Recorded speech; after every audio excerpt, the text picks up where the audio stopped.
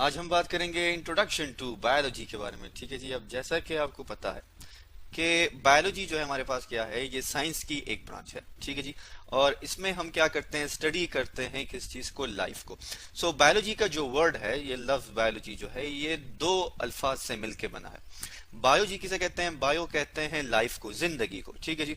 और लॉजी का मतलब क्या है? लॉजी का मतलब है स्टडी ऑफ या थॉट या रीजन। ठीक है जी। पढ़ना या किसी चीज के बारे में सोचना या किसी चीज के बारे में बहस करना जो है हमारे पास वो क्या होती है, that is logy. So biology हमारे पास क्या है जी? बायोलॉजी हमारे पास साइंस की वो फील्ड है, ठीक है जी, जिसमें हम क्या करते हैं, किसी भी लिविंग ऑर्गेनिज्म को क्या करते हैं, स्टडी करते हैं। अब सवाल ये पैदा होता है कि उस लिविंग ऑर्गेनिज्म जिसको हम जानदार कह रहे हैं, उसकी स्टडी जो है वो हम मुख्तलिफ तरीकों से कर सकते हैं। ठीक है जी। जैसा कि आप अपनी स्क्रीन पे एक डायग्राम देख सकते हैं, ये एक फीमेल क्या कर रही है, स्टडी कर रही है किस चीज को, एक इंसेक्ट को, जिसका नाम क्या है, ग्रास हापर। ठीक है जी। सो अब जो है अगर आप देखें तो इस ग्रास हापर में, इस लिविंग ऑर्गेनिज्म में मुख्तलिफ सिस्टम होते हैं। ठीक है जी। अब इसकी आंख जो है, उसकी जो आंखें हैं वो किस तरह की बनी हुई है, ठीक है जी। उसकी ये जो बॉडी कवरिंग है, ठीक है, ये किस तरह की बनी हुई है, इसके पास कितने पेयर ऑफ लेग्स हैं, अपेंडेजेस हैं, ये सारी की सारी चीजें जो हैं, इसके कौन कौन से सेंस ऑर्गन्स हैं, ये हम स्टडी करते हैं किस चीज की मदद से, बायोलॉजी की मदद से। फिर सवाल ये पैदा होता है कि अगर हम बात करते हैं किस चीज की, स्टडी ऑफ लाइफ की, जिंदगी की अगर हम बात करें, तो जिंदगी जो है, लाइफ जो है, वो हमारे पास तीन तरह की पाई जाती है जमीन पे। ठीक है जी। तो जमीन पे जो हमारे पास लाइफ पाई जाती है वो तीन तरह की है। कौन कौन सी है कि जी, हमारे पास एनिमल्स, ठीक है जी, जिसे हम क्या कहते हैं, जानवर। और इसी तरह हमारे पास जो है प्लांट्स पाए जाते हैं, जिन्हें हम कहते हैं पौधे। और माइक्रो ऑर्गेनिज्म होते हैं हमारे पास, जैसे कि आप देख सकते हैं बैक्टीरिया है हमारे पास, और ये वायरस है। सो ये हमारे पास क्या है, माइक्रो ऑर्गेनिज्म है। माइक्रो का मतलब क्या है, स्मॉल। ऑर्गेनिज्म का मतलब क्या है, कोई भी जानदार या कोई भी हमारे पास जो है जानदार, आप उसे कह सकते हैं। ठीक है जी। सो माइक्रो ऑर्गेनिज्म है हमारे पास, ये बहुत छोटे छोटे से होते हैं और हम इन्हें माइक्रोस्कोप, ठीक है जी, माइक्रोस्कोप की मदद से देख सकते हैं। हमें आम इंसानी आंख से ये नजर नहीं आते, तभी हम क्या कहते हैं, माइक्रो ऑर्गेनिज्म। और ये भी हमारे पास क्या है, जानदार हैं। तो इसी तरह एनिमल्स भी आपको पता है हमारे पास जानदार हैं, लेकिन इन्हें हम माइक्रोस्कोप के बगैर भी देख सकते हैं। कुछ एनिमल्स हमारे पास ऐसे हैं जिनको देखने के लिए हमें जरूरत होती है किस चीज की, माइक्रोस्कोप की, जिसके बारे में हम इंशाल्लाह डिटेल में अगली वीडियो में डिस्कस करेंगे। और इसी तरह हमारे पास प्लांट्स हैं, ठीक है जी, जिन्हें हम पौधे कहते हैं। और पौधों को देखने के लिए आपको माइक्रोस्कोप की जरूरत नहीं है। हाँ, अलबत्ता इनके अंदर जो डिफरेंट हमारे पास सेल्स मौजूद होते हैं, उनको देखने के लिए हमें माइक्रोस्कोप की जरूरत है। इसी तरह अगर आप देखें लाइफ को, तो माइक्रो ऑर्गेनिज्म जो है ये बहुत सिंपल होते हैं। ठीक है जी। हमारे पास क्या है, सिंपल सिंगल सेल होते हैं, एक सेल से बने होते हैं। सेल क्या है जी, सेल इसको हम उर्दू में खुलिया भी कहते हैं। और सेल से ही जिंदगी शुरू होती है। ठीक है जी। सेल हमारे पास क्या है, खुलिया है, और ये क्या है, बेसिक यूनिट है, जिंदगी की बुनियादी इकाई है। मतलब क्या है कि जिंदगी जो है वो सेल से ही शुरू होती है। फॉर एग्जाम्पल, जैसे हमारे पास स्पर्म्स और एग क्या है, दो डिफरेंट सेल्स हैं, वो आपस में मिलते हैं तो हमारे पास एक नई लाइफ, एक नई जिंदगी शुरू होती है।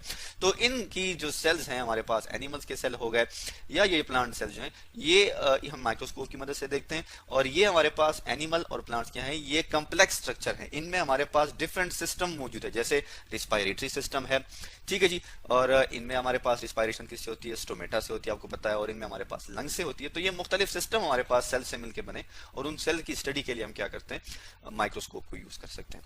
तो ये जी हमारे पास क्या है, लाइफ की तीन अकसाम है। अब सवाल ये पैदा होता है कि जिसको हम ये जानदार कह रहे हैं, जिसको हम लाइफ कह रहे हैं, इनकी कोई प्रॉपर्टी होगी, कोई खसूसियत होगी कि जिसके बिना पे हम इसे जानदार कह रहे हैं। तो जी हमारे पास इसके कुछ कैरेक्टर्स होते हैं, कुछ खसूसियात होते हैं, और उसको समझने के लिए हम क्या करते हैं, एक नाम दे देते हैं किस चीज का, दैट इज मिसेस ग्रीन का। ठीक है जी।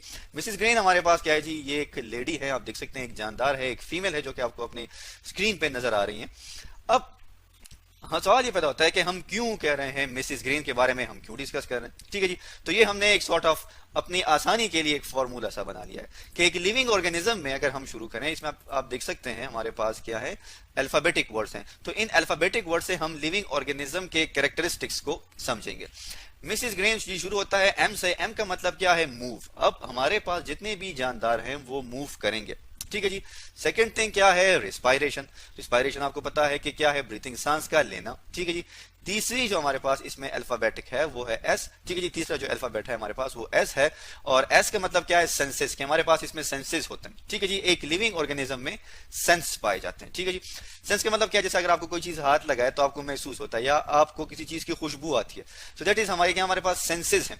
इसी तरह हमारे पास जी, जी का मतलब क्या है, ग्रो। जितने भी हमारे पास लाइफ है वो किसी भी फॉर्म में है वो ग्रो करती है, ठीक है जी। आर फॉर रिप्रोड्यूस, वो हमारे पास रिप्रोड्यूस करते हैं, बेबीज प्रोड्यूस करते हैं, अपनी ही तरह के जानदार प्रोड्यूस करते हैं।